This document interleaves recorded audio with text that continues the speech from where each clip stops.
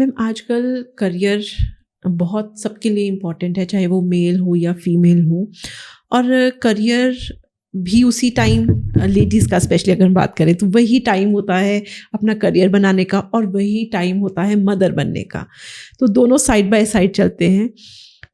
तो आजकल हम कहते हैं कि बहुत अच्छा तरीका है विच इज़ एग फ्रीजिंग। तो एग फ्रीजिंग किस एज में करानी चाहिए और वो कैसे होती है, वो प्लीज़ हमें बताइए। एग फ्रीजिंग एक अच्छी कॉन्सेप्ट है कि अगर एक लड़की अपनी प्रेगनेंसी डिले करना चाहती है, उसको पहले प्रायोरिटी है कि वो वर्किंग है, हाँ। और उसकी शादी अभी उसने अपना लाइफ पार्टनर नहीं चूज किया है, तो वो अपने एग्स फ्रीज कर सकती है। दूसरी चीज़ ये होती है कि कई बारी कुछ ऐसी डिजीजेज होती हैं जैसे कैंसर है, तो कीमोथेरेपी लेनी है, तो एग्स रिड्यूस हो जाएंगे या ख़त्म हो जाएंगे, उससे पहले ही लोग अपने एग्स प्रिजर्व कर लेते हैं, या फिर इवन ओवरीज प्रिजर्व हो जाती हैं, ovarian material, ovarian tissue preserve हो जाता है।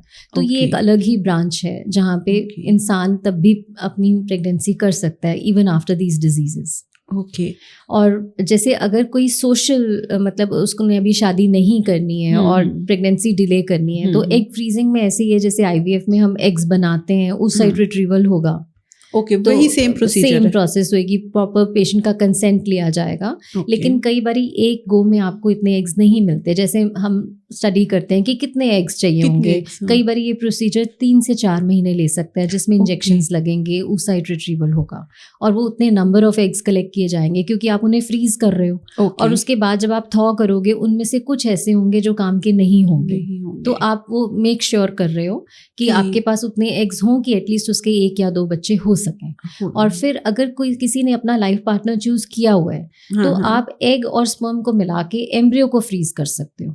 तो हम एग को भी फ्रीज कर सकते हैं, स्पर्म को भी, ऑलरेडी फर्टिलाइज कर लिया और एम्ब्रियो बना लिया। जैसे किसी की शादी हुई है, उनको पता है कि यही पार्टनर्स हैं, तो वो एम्ब्रियो फ्रीज करवा के रख सकते हैं, जब उनको लगे तो वो एम्ब्रियो ट्रांसफर करा सकते हैं। पर ये चीज़ें बाद में हैं, सबसे पहले तो थॉट प्रोसेस है। मुझे लगता है कि एक लड़की के लिए चाइल्ड बर्थ भी बहुत ज़रूरी है, तो वाई डिले इट। एक उम्र है, आप 30 to 35 के बीच में produce your children naturally rather than doing all these things. हाँ, जहाँ पे सर्कमस्टेंसेस कॉल करते हैं कि आपको एक फ्रीज करना है या एम्ब्रियो फ्रीज करना है, तो येस, बट जितना हम नेचर के साथ चलेंगे उतना बेटर है।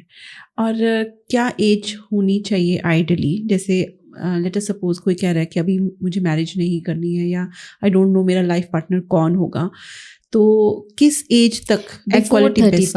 बिफोर 35 मतलब जितनी जल्दी हो जाए उतना अच्छा है। क्या 25 to 35? 40s के बाद भी पॉसिबिलिटी है ये? 40s के बाद आप कर सकते हैं फ्रीज, लेकिन उनकी क्वालिटी डाउन चली जाती है, और बच्चे में एबनॉर्मेलिटी होने का खतरा या एबॉर्शन रिस्क, क्रोमोसोमल एबनॉर्मेलिटीज वो इंक्रीज हो जाती हैं। तो हमने ऐसा रिस्क लेना ही क्यों है? So between 25 to 35 ideal age. जैसे कुछ सेलिब्रिटीज अपनी इंटरव्यूज देती हैं, और सबसे पहला केस आया था डायना पेंटी, डायना हेडन, सबसे पहला केस डायना हेडन का आया था। तो वो उन्होंने अपने एग्स फ्रीज किए थे, और कई साल बाद फिर उन्होंने बर्थ दिया विद दोज एग्स। तो वो लो टेम्परेचर पे फ्रीज करते हैं? हाँ जी, इनकी क्रायो प्रिजर्वेशन होती है, लिक्विड नाइट्रोजन यूज होती है। तो वो एक टेक्निक होती है विट्रिफिकेशन की, जिससे ये फ्रीजिंग होती है। और वो कितने टाइम के लिए, कितने ईयर्स के लिए वो बढ़िया रहते हैं? ऐसे की स्टडीज चलती रहती हैं। मतलब कई बारी लोगों ने 5 to 10 ईयर्स तक फ्रीज करके यूज किए हैं। तो अभी 10 ईयर्स तक, 5 to 7 ईयर्स तक की स्टडीज हैं कि अच्छे रहे हैं। पर आफ्टर ऑल अगर हम उन्हें बहुत साल रख रहे हैं, हर चीज, तो उसके प्रोज एंड कॉन्स हैं। बेटर है कि अगर फ्रीज किए हैं तो विदिन 5 ईयर्स यूज कर लें। और मतलब स्टडीज चलती रहेंगी जो बताएंगी कि इतने साल के बाद, मैक्सिमम कोट किया गया शायद 27 ईयर्स के बाद, but I think it is better to be in the early range rather than waiting. जितना जल्दी उतना अच्छा है, इट इज बेटर।